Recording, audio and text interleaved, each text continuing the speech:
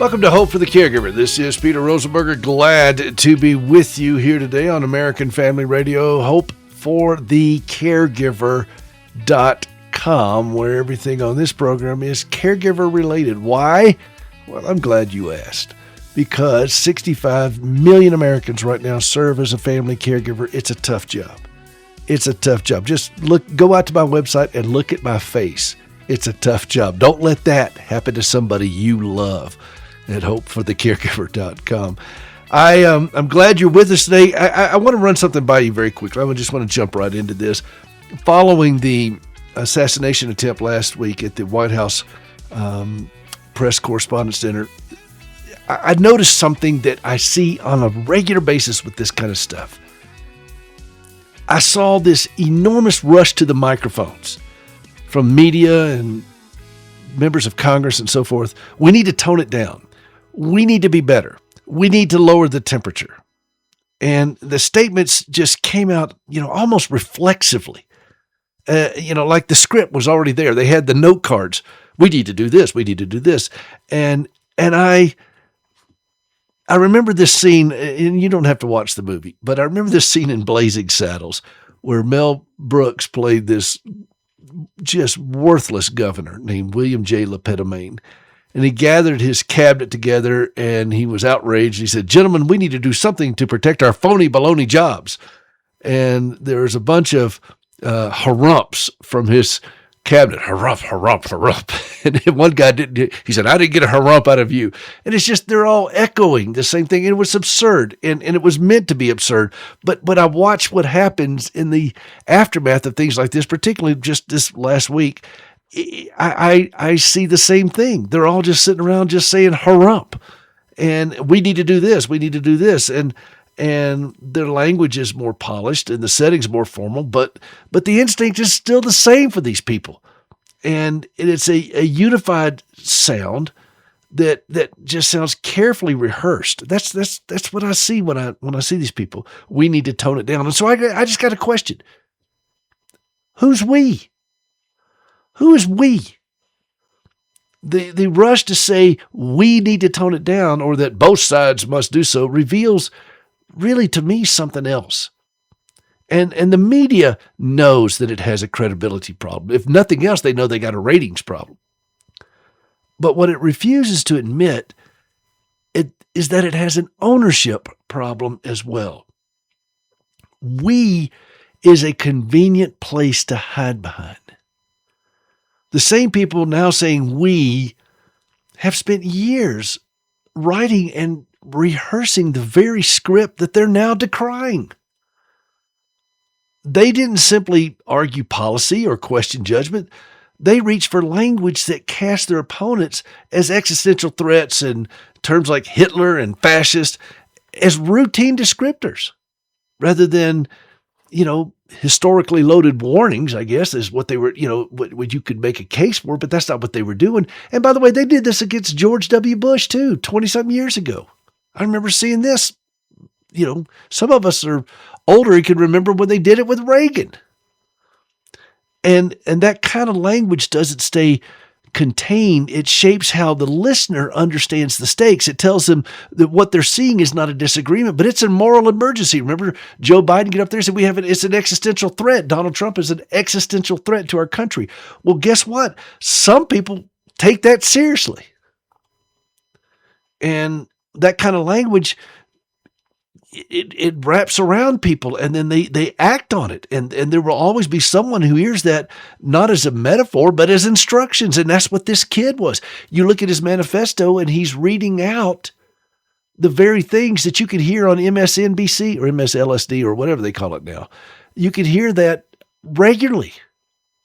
That kind of inflammatory stuff from late night shows and everything else. And I'm thinking, wow, they're saying we need to tone it down. We need to reach across the aisle. We need to do this. We need to do this.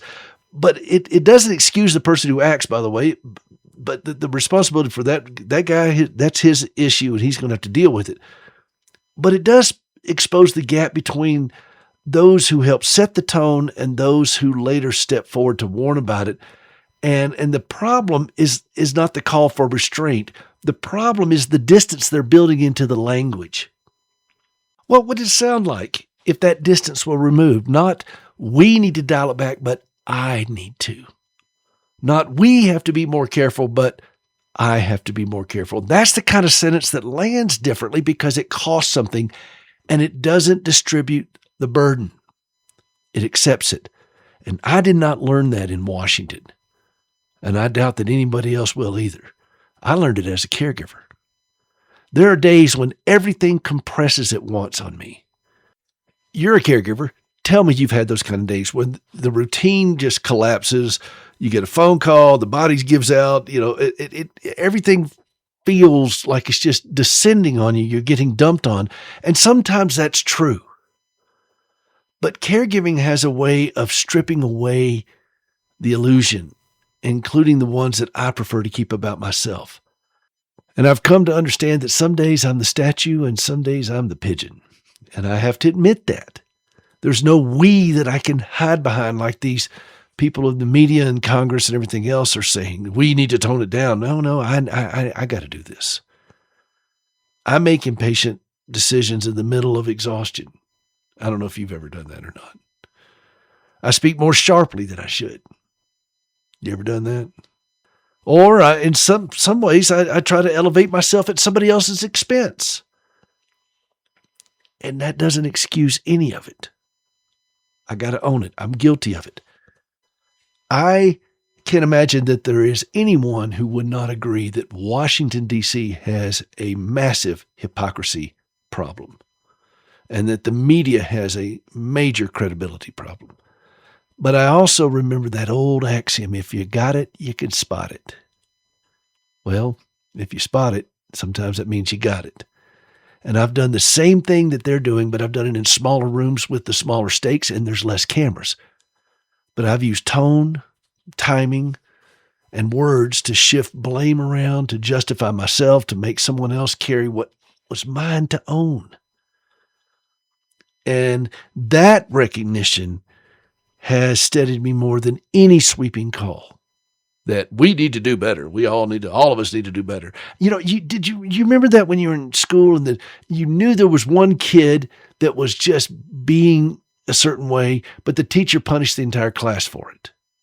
Instead of calling out the one person that we all knew was doing it, because we didn't want to be confrontational, whatever. Didn't want to single them out, but that always made me mad.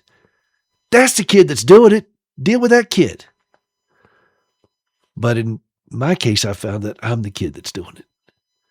And I'm not in a position to correct this culture of ours that rewards outrage and then acts surprised when it produces consequence. I'm not in a position to correct that. I mean, I'm just me, but I'm in a great position to confront myself with the truth.